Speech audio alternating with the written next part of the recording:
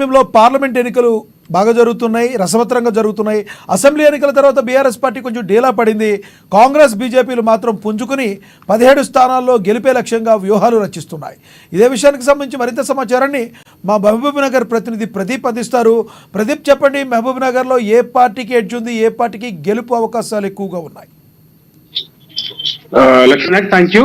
ఉమ్మడి పాలమూరు జిల్లా వ్యాప్తంగా అయితే ప్రధానంగా బీజేపీ, బీఆర్ఎస్ మరియు కాంగ్రెస్ పార్టీలు ప్రధాన పోటీదారుగా ఉన్నాయి. ఉమ్మడి పాలమూరుకు సంబంధించి 2 పార్లమెంట్ సెగ్మెంట్, ఒకటి నగర్ కర్నూలు, ఒకటి మహబూబ్ నగర్ కాగా మహబూబ్ నగర్ లో మొత్తం ప్రధానంగా కాంగ్రెస్ వర్సెస్ బీజేపీగా మనం చెప్పవచ్చు. బీఆర్ఎస్ థర్డ్ ప్లేస్ కి వెళ్ళిపోయిందని కూడా చెప్పవచ్చు. ఏదైతే అసెంబ్లీ ఎన్నికల తర్వాత కాంగ్రెస్ పార్టీ ఉమ్మడి పాలమూరు జిల్లాలో కానీ తెలంగాణ రాష్ట్ర వ్యాప్తంగా కొంత పుంజుకుంది.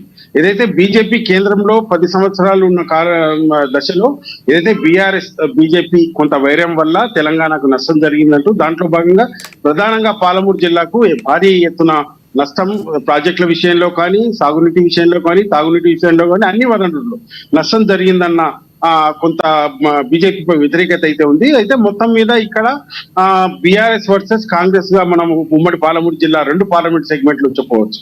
దీనికి ప్రధానంగా బీజేపీ నుంచి కొంత కాంగ్రెస్ పార్టీ మొదటగా ఏదైతే కోసిగి సభలోనే ముఖ్యమంత్రి చెల్లా వంశీచంద్రెడ్డి టికెట్ ఇస్తున్నట్టు ముందుగానే కాంగ్రెస్ పార్టీ ప్రకటించడంతో కాంగ్రెస్ పార్టీ కొంత ముందుగానే ప్రచారం ప్రారంభించింది. ఏదైతే పాలమూరు న్యాయయాత్ర పేరిట వంశీచంద్రెడ్డి ఉమ్మడి పాలమూరు జిల్లా వ్యాప్తంగా ఉమ్మడి పాలమూరు జిల్లాలో మహబూబ్నగర్ సెగ్మెంట్ సంబంధించి 7 కాన్స్టిట్యున్సీల్లో విస్తృతంగా పర్యటించి ఏదైతే పార్లమెంట్ ఎన్నికలు నోటిఫికేషన్ రాకముందు నుంచే ప్రచారం అయితే కొనసాగిస్తూ వస్తున్నారు. దీనికి సంబంధించి కాంగ్రెస్ పార్టీ ఏదైతే రాష్ట్రంలో అధికారంలో ఉన్న నేపథ్యంలో కొంత రేవంత్ రెడ్డి సొంత జిల్లా కావడంతో కూడా ఇక్కడ కాంగ్రెస్ కొంత బలమైన క్యాడర్ ఏర్పడింది అసెంబ్లీ ఎన్నికల తర్వాత. అట్లాగే రేవంత్ రెడ్డి ముఖ్యమంత్రి కావడంతో తమ జిల్లాలో ఎట్లయినా కాంగ్రెస్ పార్టీని గెలిపించాలన్న లక్ష్యంతో కూడా కార్యకర్తలు పనిచేస్తూ ఉన్నారు.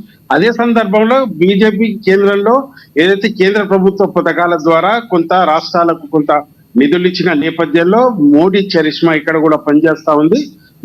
డీకేఆర్ కూడా కొంత ఆలస్యంగా డీకేఆర్ పేరు ప్రకటించినప్పటికీ ఏదైతే ఎన్నికల నోటిఫికేషన్ రాకముందు నుంచి ఆమె కూడా ప్రచారంలో తీసుకుపోవడంతో డీకేఆర్ వ్యక్తిగతంగా ఉన్న అభిమానం మేరకు డీకేఆర్ కూడా కొంత సానుకూలంగా ఉందని కూడా చెప్పవచ్చు. అయితే ప్రదీప్, అక్కడున్న పరిస్థితుల్లో డీకేఆర్ ఉన్న అదేవిధంగా వంశీచందర్ రెడ్డి మధ్య మాటల యుద్ధం జరుగుతున్నట్లుగా కూడా మనకు తెలుస్తుంది. దొరసాని అని నన్ను అన్నందుకు రేవంత్ రెడ్డి క్షమాపణ చెప్పాలి అంటే అది క్షమాపణ చెప్పకపోగా వంశీచందర్ రెడ్డి కూడా మళ్ళీ దొరసానినే నువ్వు అన్నంతమా అని అనడం దేనికి సంకేతం? వాళ్ళిద్దరి మధ్య డైలాగ్ వారు నడుస్తుంది అనుకోవచ్చా? అయితే దీనికి సంబంధించి ఈ ప్రచార భాగంగా అటు వంశీచంద్రెడ్డి వ్యక్తిగత దూషణలకు దిగడం, ఇటు డీకేఆర్ దానికి కౌంటర్ ఇవ్వడం కూడా జరుగుతాం. అయితే ఈ ప్రచారం మొత్తం కొంత చిలికిచిని గాలివాలంగా మారింది. ఇద్దరి మధ్య వైరం కూడా నడుస్తుందని కూడా మనం చెప్పొచ్చు. వ్యక్తిగత దూషణకు దిగడంతో కొంత ప్రచారం కూడా కొంత ఉధృతంగా సాగుతుంది. అయితే ప్రచారంలో కూడా కొంత ఏదైతే వ్యక్తిగత దూషణల వల్ల ప్రచారం కూడా కొంత ఉధృతమైంది అని కూడా చెప్పొచ్చు. అయితే దీనికి తోడు ముఖ్యమంత్రి కూడా నిన్న కానీ మొన్న కొడంగల్లో వచ్చినప్పటికి కానీ అంతకుముందు కానీ దొరసాని అనడం, ఏదైతే డీకేఆర్ పై వ్యక్తిగతంగా అతని భర్తపై కూడా కామెంట్ చేయడం, అయితే దీనికి డీకేఆర్ కూడా ధీటుగా కౌంటర్ ఇవ్వడం కొంత రసవత్తరంగా సాగుతుందనే చెప్పొచ్చు. దీనికి తోడు వంశీచంద్రెడ్డి ఏదైతే కాంగ్రెస్ పార్లమెంట్ అభ్యర్థి కూడా వ్యక్తిగత దూషణలు చేయడం, ఛాలెంజ్లు చేయడం కూడా నడుస్తా ఉంది. ఈ నేపథ్యంలోనే కొంత కాంగ్రెస్ బీజేపీ మధ్య ప్రచారం కొంత ఉధృతంగా నడుస్తుంది. ఇద్దరి మధ్య కూడా కొంత పోటాపోటీ నెలకొందని కూడా చెప్పొచ్చు. మరోవైపు నాగర్ కర్నూలుకు సంబంధించి అక్కడ బీజేపీ నుంచి బీఆర్ఎస్ సిట్టింగ్ ఎంపీ రాములు కొడుకు భరత్ ప్రసాద్ టికెట్ కేటాయించిన నేపథ్యంలో మల్లురవి కూడా కొంత ఆలస్యమైంది టికెట్.